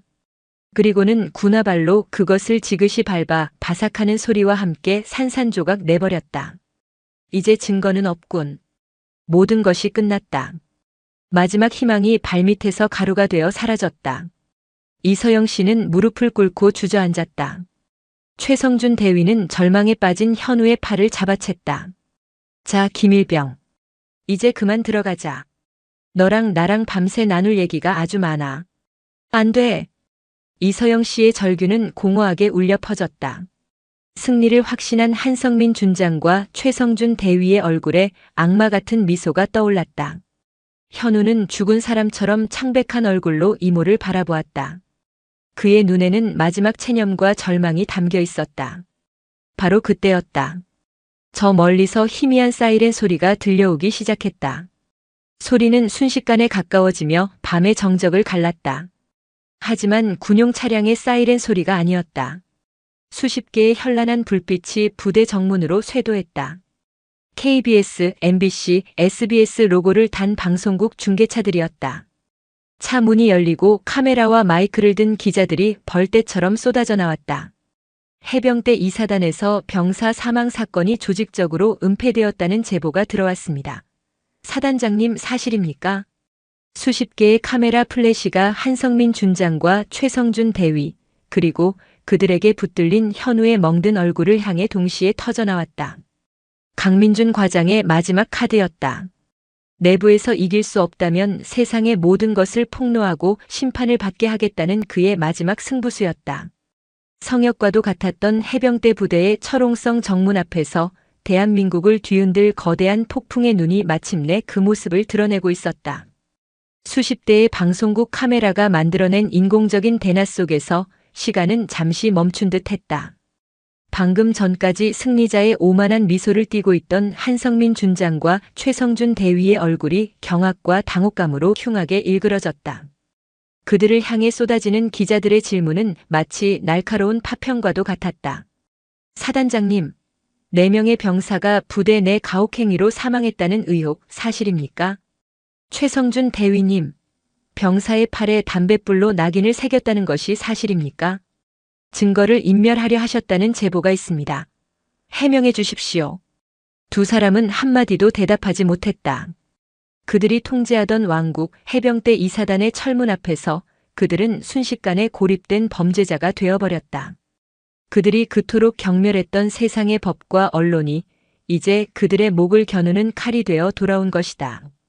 바로 그때 기자들의 무리를 뚫고 여러 대의 검은색 세단이 칠흑 같은 위험을 내뿜으며 부대 정문으로 미끄러져 들어왔다. 국방부 장관 직속 의장대 차량이었다. 차 문이 열리고 별 4개가 번쩍이는 전투복을 입은 국방부 장관이 얼음처럼 차가운 표정으로 내렸다. 그의 뒤에는 국방부 조사본부장과 헌병 병과장이 살기등등한 눈빛으로 따랐다. 대통령의 지시가 하달된 지 불과 30분 만에 대한민국의 군 수뇌부가 직접 이곳 김포의 땅을 밟은 것이다. 국방부 장관은 무너진 증거의 잔해 앞에 주저앉아 있는 이서영 씨와 멍든 얼굴로 공포에 질린 김현우 일병 그리고 사색이 된 한성민과 최성준을 차례로 훑어보았다. 그의 목소리는 낮았지만 그 안에 담긴 분노는 부대 전체를 얼어붙게 할 만큼 차가웠다. 한성민 준장, 최성준 대위. 차 장관님, 이것은 오해. 한성민 준장이 변명을 늘어놓으려던 순간 장관이 손을 들어 그의 말을 끊었다. 이 시간부로 두 사람의 모든 직위를 해제한다. 국방부 조사본부는 두 사람을 직권남용, 살인 및 살인 방조, 군수품 횡령 혐의의 피의자로 즉시 체포하여 압송하도록. 장관님, 그것은 명령이었다. 헌병대장이 직접 다가와 두 사람의 손에 차가운 수갑을 채웠다. 철컥하는 금소금은 그들의 군 생활과 인생에 내려진 사망 선고나 다름없었다. 모든 것을 잃었다는 것을 깨달은 최성준 대위가 발악하듯 소리쳤다. 증거도 없지 않나? 증거는 모두 사라졌다고. 그때 기자들 뒤편에서 강민준 과장이 나타났다. 그의 손에는 새로운 USB가 들려 있었다. 그는 한성민 준장이 밟아 부순 USB의 잔해를 가리키며 말했다. 그것은 미끼였습니다. 제가 실장님께 드린 가짜죠. 강 과장은 자신의 손에 들린 진짜 USB를 높이 쳐들었다. 원본은 여기 있고 사본은 이미 30분 전 이곳에 있는 모든 언론사와 국방부 장관님께 전송되었습니다. 완벽한 패배였다. 이서영 씨가 무너진 무릎을 짚고 일어서는 동안 수갑을 찬 두 죄인은 짐승처럼 헌병들에게 끌려갔다. 그들의 비참한 마지막 모습은 수십 대의 카메라에 담겨 그날 밤 대한민국의 모든 뉴스 헤드라인을 장식했다. 3개월 후 국방부 고등군사법원 대법정. 피고인석에는 죄수복을 입은 한성민과 최성준이 고개를 숙인 채 앉아 있었다. 방청석에는 이서영 씨와 가족들, 그리고 4명의 어머니들이 함께 앉아 있었다. 허름한 옷차림에 슬픔으로 깊게 주름진 얼굴을 한 억울하게 죽어간 강민호, 박준영, 이동훈, 최승우 병사의 어머니들이었다. 재판은 일사천리로 진행되었다. 강민준 과장이 확보한 영상과 녹음 파일이 재생될 때마다 방청석에서는 나지막한 탄식이 터져나왔다. 최성준은 끝까지 자신의 아버지를 들먹이며 이서영 씨에 대한 복수심 때문에 벌어진 일이라 변명했지만 그 누구도 동정하지 않았다. 재판의 클라이맥스는 강민호 일병의 어머니가 증인석에 섰을 때였다. 평생 청소부로 일하며 아들 하나만을 바라보고 살아온 그녀는 떨리는 목소리로 아들의 마지막 면회를 증언했다. 우리 아들이 그날 이상하게 밥을 잘 못 먹었어요. 얼굴에 멍이 들어서 왜 그러냐고 물으니 훈련하다 다쳤다고만 했어요. 바보 같은 이 어미는 그 말을 곧이곧대로 믿었어요. 우리가 가난해서 힘이 없어서 군대에서 억울한 일을 당해도 어디 가서 하소연도 못할까봐 그게 무서워서 더 캐묻지를 못했어요. 그게 우리 아들 마지막 모습일 줄은 꿈에도 몰랐어요. 어머니는 피고인석의 최성준을 노려보며 울부짖었다. 당신이 내 아들을 죽인 거야. 부모 잘못 만나서 가난하게 태어난 게 그게 죽을 죄였어? 대답해봐, 이 살인자야. 어머니의 절규는 법정 안의 모든 사람의 심장을 후벼 팠다. 다른 어머니들도 자리에서 일어나 함께 울기 시작했다. 그것은 단순히 4명의 어머니가 흘리는 눈물이 아니었다. 이 땅에서 힘없고 가난하다는 이유로 억압받아온 모든 이들의 피눈물이었다. 최후 변론의 기회가 이서영 씨에게 주어졌다. 그녀는 천천히 자리에서 일어났다. 재판장님, 저는 오늘 이 자리에 복수를 위해 서지 않았습니다. 저는 묻고 싶습니다. 왜 힘없는 사람의 아들은 군대에서 죽어나가야만 합니까? 왜 권력이 있어야만 억울함을 풀 수 있는 겁니까? 제 조카는 운이 좋았습니다. 20년 전 제가 가졌던 작은 힘과 인맥 덕분에 살아남았습니다. 하지만 이것은 정상이 아닙니다. 이 재판이 다시는 이 땅에 억울하게 죽어가는 아들이 나오지 않도록 하는 역사의 이정표가 되기를 바랍니다. 저 악마들에게 법이 허용하는 가장 엄중한 처벌을 내려주십시오. 마침내 최종 판결의 시간이 다가왔다. 피고인 최성준, 살인 및 살인교사, 직권남용 가혹행위 등의 죄목을 적용하여 무기징역을 선고한다. 피고인 한성민, 범죄 은닉 및 직권남용, 8억 3천만 원 상당의 군수품 횡령 혐의로 징역 20년을 선고하고 군인연금을 전액 몰수한다. 재판장의 망치가 내려치는 순간 두 죄수는 법정에 그대로 주저앉았다. 어머니들은 서로를 부둥켜 안고 한참을 울었다. 그것은 슬픔과 회한 그리고 아주 작은 안도가 뒤섞인 눈물이었다. 1년 후 많은 것이 변했다. 대한민국 국회에서는 일명 김현우법이 통과되었다. 군 내부의 인권 침해 사건을 외부 독립기구가 직접 조사할 수 있도록 하는 혁신적인 법안이었다. 해병대 이사단은 부대 전체가 개편되었고 병사들의 인권을 최우선으로 하는 새로운 지휘부가 들어섰다. 김현우 일병은 의병 제대 후 심리치료를 받고 건강을 되찾았다. 그는 대학에 복학하여 사회복지학을 전공하기 시작했다. 자신처럼 고통받는 사람들을 돕는 것이 그의 새로운 꿈이 되었다. 내부 고발자였던 박선우 병장은 용감한 군인상을 받고 명예롭게 전역하여 현우와 함께 군 인권시민단체에서 일하게 되었다. 이서영 씨는 청와대나 국회로 돌아가지 않았다. 그녀는 자신의 작은 슈퍼마켓을 지켰다. 하지만 그녀에게는 새로운 가족이 생겼다. 그녀는 강민호, 박준영, 이동훈, 최승우 병사의 어머니들과 함께 작은 비영리 단체를 만들었다. 군 복무 중 어려움을 겪는 병사들과 그 가족들을 돕는 단체였다. 단체의 이름은 어머니의 봉고차였다. 한때는 가난과 수치의 상징이었던 낡은 봉고차는 이제 아들을 지키기 위해 어디든 달려가는 어머니들의 연대와 사랑의 상징이 되었다. 어느 따뜻한 봄날 이서영 씨는 슈퍼 계산대에 앉아 TV 뉴스를 보고 있었다. 어머니의 봉고차 회원들이 또 다른 부대를 방문하여 가혹행위 피해를 본 병사를 구출해냈다는 소식이었다. 화면 속에는 환하게 웃는 현우와 씩씩하게 인터뷰하는 강민호 일병의 어머니 모습이 보였다. 이서영 씨는 조용히 미소 지었다. 그녀는 계산대 옆 벽에 걸린 낡은 사진 한 장을 바라보았다. 1년 전 5명의 어머니들과 현우, 박선우 병장이 낡은 봉고차 앞에서 함께 찍은 사진이었다. 모두가 눈물을 닦고 처음으로 활짝 웃었던 날이었다. 진정한 힘은 권력이나 명예, 대통령 직통 전화에서 나오는 것이 아니었다. 가난해도 낡은 차를 타도 서로를 지키려는 사랑과 연대. 그것이야말로 세상을 바꾸는 가장 위대한 힘이라는 것을 그녀는 이제야 깨달았다. 슈퍼마켓 문 위에서 딸랑하고 종이 울렸다. 그녀는 어서 오세요 하고 밝게 인사했다. 그녀의 진짜 인생은 이제부터 시작이었다.